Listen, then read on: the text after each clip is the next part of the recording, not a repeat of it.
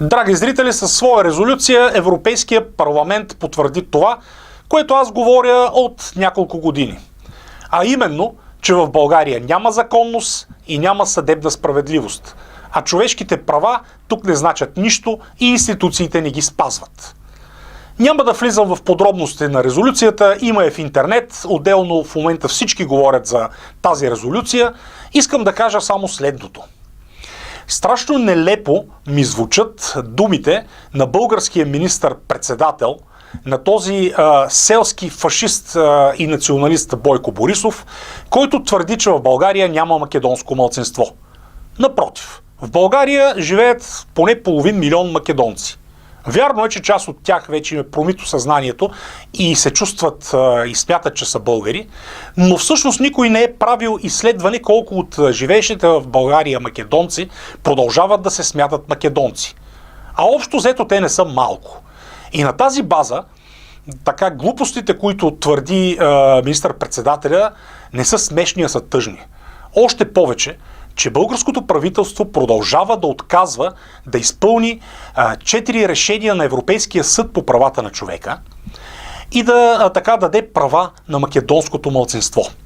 Значи Европейския съд по правата на човека е преценил, че има македонско малцинство, само българското правителство твърди нещо обратно. Това ако не е фашизъм, това ако не е национализъм, и то в дивия му вид и варварски вид, който е така недопустим за Европа, не знам кое е.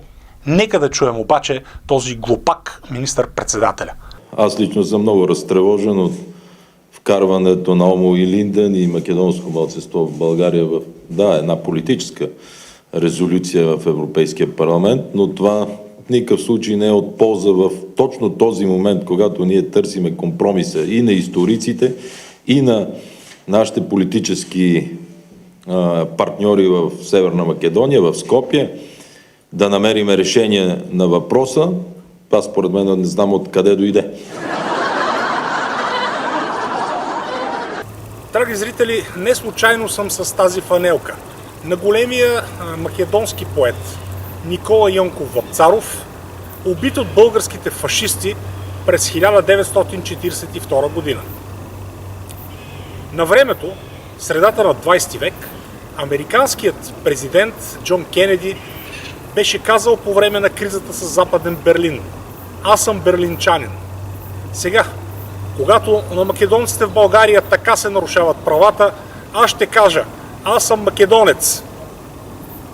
И естествено, няма да мине без лекичко така навлъжняване тук на този парцал.